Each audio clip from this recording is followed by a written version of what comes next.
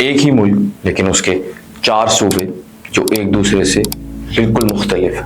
East में Punjab dense, green, energetic, south में Sindh, river, coast और कराची का केओस, नॉर्थ वेस्ट में Khyber Pakhtunkhwa, mountains, frontier, resilience, west में Balochistan, vast, silent but almost empty. सवाल ये है कि क्या ये डिफरेंस सिर्फ पॉलिटिकल है या पाकिस्तान की जमीन खुद इस डिफरेंस को क्रिएट करती है। आज हम देखेंगे कि कैसे ज्योग्राफी ने पाकिस्तान के 4 सूबों को एक कंप्लीटली 4 डिफरेंट मुल्कों में बांटा हुआ है।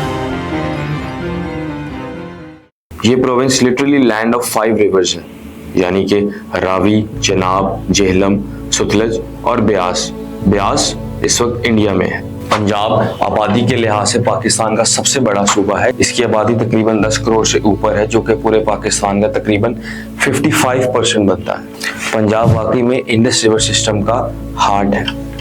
पंजाब पाकिस्तान का अनआर्ग्यूएबली फास्टेस्ट ग्रोइंग सूबा है कंपेयर टू अदर प्रोविंसेस। लेकिन क्या इस ग्रोथ की वजह सिर्फ गुड गवर्नेंस है या इन रिवर्स और वास्ट एग्रीकल्चर लैंड की वजह से पंजाब को एक हेड स्टार्ट मिला compare to most other provinces? Flat plains और एलुवियल सॉइल का मतलब था इजी फार्मिंग, इजी सेटलमेंट्स और later easy infrastructure. British era के कैनाल इरिगेशन सिस्टम ने तो यहाँ की जमीन को और भी ज्यादा प्रोडक्टिव बना दिया। अगर आप मैप देखें, पंजाब की रिवर्स और कैनाल्स का नेटवर्क ऑलमोस्ट हर घर और फील्ड तक पहुंचा हुआ है। ज्योग्राफी की वजह से यहाँ पे पॉपुलेशन बहुत डेंस है। डेंस पॉपुलेशन का मतलब होता है फास्ट इकोनॉमिक ग्रोथ, यानी कि इकोनॉमिक एक्टिविटी। फैसलाबाद और गुजरांवाला जैसे शहर इंडस्ट्रियल हब्स, टेक्सटाइल और मैन्युफैक्चरिंग के हब्स बन गए और लाहौर एजुकेशन और कल्चर का सेंटर बन गया। यहाँ पर सिटीज डेवलप करना, रेलवेज और रोड तामीर करना कदरे आसान था because of access to river and flat lands. Culture भी ज्योग्राफी से ही डेवलप होता है। पंजाब के रूरल एरियाज भी उतने ही डेंस हैं जितने के urban. Fairs and festivals common है। म्यूजिक एंड सूफी श्राइन्स का हाई कॉन्सेंट्रेशन है। एग्रीकल्चर ने अर्बन सेंटर्स को फ्यूल किया, अर्बन सेंटर्स ने एजुकेशन और ट्रेड को फ्यूल किया। इसलिए पंजाब का इकोनॉमिक एंड सोशल ग्रोथ दोनों बहुत ज्यादा है। पंजाब एक अलग वर्ल्ड जैसा महसूस होता है और इसने पंजाब को बहुत ज्यादा नेचुरल एडवांटेज दिया। High productivity plus high population is equal to strong political weight. Flat terrains होने का क्या मतलब होता है? इसका मतलब होता है रोड बनाना इजी, रेलवेज बनाना इजी और सिटी को एक्सपैंड करना इजी। इसीलिए शहर जैसे कि सियालकोट, लाहौर, गुजरांवाला, फैसलाबाद बहुत रैपिडली और फास्ट ग्रोथ करते हैं compare to cities in the other provinces of Pakistan. लेकिन पंजाब के पास गुड गवर्नेंस भी है, बट गुड गवर्नेंस के अलावा यकीनन पंजाब को कुदरती तौर पे एक नेचुरल हेड स्टार्ट भी मिला as comparison to other provinces. Punjab का स्पेशली सेंट्रल पंजाब की सिटीज का आर्किटेक्चर भी बहुत मुनफरिद है कंपेयर टू अदर प्रोविंसेस। ये मुगल आर्किटेक्चर है, तकरीबन वैसा ही जैसा आपको इंडियन पंजाब के कई शहरों में देखने को मिलता है। फिर आ जाता है सिंध।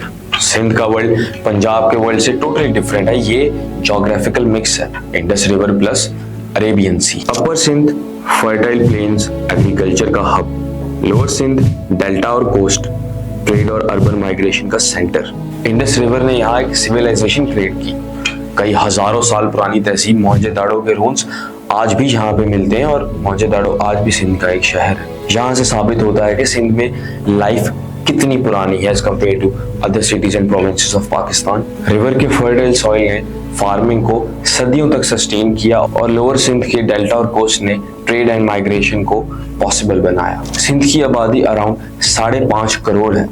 इसके बाद आ जाता है सिंध में वाक़या एक अहम शहर, सिंध का सबसे जरूरी part Karachi. Deep sea port ने साउथ एशिया के ट्रेड रूट्स को यहाँ अट्रैक्ट किया। 1947 के मिग्रेशन के बाद यहाँ मिलियंस ऑफ मुहाजिर सेटल हुए, इसलिए सिटी कल्चरल मेल्टिंग पॉट बन गई। इंटीरियर सिंध आज भी रूरल है, एग्रीकल्चर एंड स्मॉल टाउन्स, मगर कराची एक अर्बन सेंटर है, पाकिस्तान का हब है, पोर्ट है और एक बहुत फास्ट पेस जिंदगी है। फिर आ जाता है खैबर पख्तूनख्वा। खैबर पख्तूनख्वा की ज्योग्राफी कंप्लीटली डिफरेंट है। High mountains, narrow valleys, Afghanistan border. Historically ये एक इन्वेजन रूट रहा है। पर्शियंस, ग्रीक्स, मुगल्स, ब्रिटिश सबने यहाँ से ही एंट्री की। माउंटेन्स का एक रूल होता है कि दे रेजिस्ट सेंट्रल कंट्रोल, इसीलिए खैबर पख्तूनख्वा में हमेशा से ट्राइबल सिस्टम बहुत स्ट्रांग रहा है। यहाँ ट्राइब्स का बहुत होल्ड रहा है हमेशा से। इंफ्रास्ट्रक्चर बिल्ड करना मुश्किल होता है, एक्सपेंसिव होता है। प्लेन एरिया में इंफ्रास्ट्रक्चर तामीर करना कदरे चीप होता है, मगर माउंटेन्स में ये ट्रिपल हो जाता है। Scattered settlements is equal to slow urbanisation, इसीलिए केपीके का स्ट्रक्चर पंजाब से बिल्कुल मुनफरिद है, जहाँ पर रेजिलियंस की फील बहुत ज़्यादा स्ट्रांग है। ज्योग्राफी ने इसे फ्रंटियर बना दिया। पश्तून कल्चर रेजिलियंट और सिक्योरिटी माइंडेड है। ट्राइबल जिरगास और पश्तून वली का कल्चर आज भी कायम है। पॉपुलेशन डेंस नहीं, मोस्टली रूरल और स्मॉल अर्बन सेंटर्स हैं, जैसे कि पेशावर, मर्दान। इकोनॉमिकली माउंटेन्स की वजह से एग्रीकल्चर कम है और कनेक्टिविटी इश्यूज की वजह से यहाँ पर इंफ्रास्ट्रक्चर भी उस तरह से डेवलप नहीं हो सका। कुदरती आफात जैसे कि कहत साली, फ्लैश फ्लड्स, इनका आना जाना यहाँ पे बहुत ज़्यादा है, जिसकी वजह से इतनी डेवलपमेंट नहीं हो सकी इसके रूरल एरियाज में। बलूचिस्तान एरिया वाइज तो पाकिस्तान का सबसे बड़ा सूबा है, मगर आबादी के लिहाज से ये सबसे कम है। सुलेमान, कीथर एंड चगाई रेंजेस ने आइसोलेटेड वैलीज और प्लेट्यूज क्रिएट किए हैं। इन वैलीज में सेटलमेंट स्कैटर्ड हैं, जिसकी वजह से इंफ्रास्ट्रक्चर डेवलप करना बहुत कॉस्टली है। रग टेरेन में ट्राइबल जिरगास और ट्राइबल गवर्नेंस को बहुत ज्यादा मुस्तहकम किया है बलूचिस्तान में। अब आ जाते हैं यहाँ के डेजर्ट्स एंड प्लेट्यूज पे। खरान और चगाई डेजर्ट एक्सट्रीमली एरिड हैं, low population, sparse vegetation. Agriculture is almost impossible without irrigation. Nomadic Baloch और बराही ट्राइब्स अभी भी कैमल हर्डिंग और स्मॉल स्केल फार्मिंग फॉलो करते हैं। अब आ जाते हैं गवादर पोर्ट पे। गवादर पोर्ट सी पैक के ताउन से बनने वाला एक पोर्ट है, जो कि पाकिस्तान को एक गेटवे बनाएगा for trading in Central Asia. Geography ने पोर्ट डेवलपमेंट को चैलेंज किया। Mountains, deserts, remote location is equal to delayed infrastructure. जहाँ पर बलोच और ब्राहुई ट्राइब्स के अपना म्यूजिक है, अपना कल्चर है और अपने फेस्टिवल्स।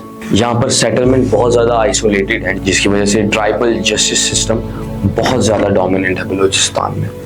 अब मैप देखो, Punjab flat and fertile, Sindh river plus coast, KP mountains plus border, Balochistan desert plateau. एक ही कंट्री लेकिन 4 डिफरेंट इको सिस्टम्स, और ये इको सिस्टम्स ही सोसाइटी को शेप करते हैं। तो यानी कि इन कंक्लूजन पाकिस्तान वैसे तो एक कंट्री है, मगर अगर हम जमीन को देखें तो ये 4 टोटली मुख्तलिफ दुनियाएं हैं। केपी में देखें तो रूरल सिस्टम बहुत स्ट्रांग है, जिरका सिस्टम बहुत स्ट्रांग है। पंजाब में देखें तो डेवलपमेंट बहुत ज़्यादा है, गवर्नेंस का बहुत रोल है। सिंध में देखें तो बहुत हिस्टोरिक है, सूफीज़म का बहुत रोल है। और अगर हम बलूचिस्तान जाएं तो लैंड एरिया बहुत ज़्यादा है हमारे पास। किसी जगह के अपने नुकसानात हैं, किसी जगह के अपने मनफी पॉइंट्स हैं, किसी के अपने मुस्बत पॉइंट्स हैं, मगर ये सारा एक हमारा मुल्क ही है, पाकिस्तान।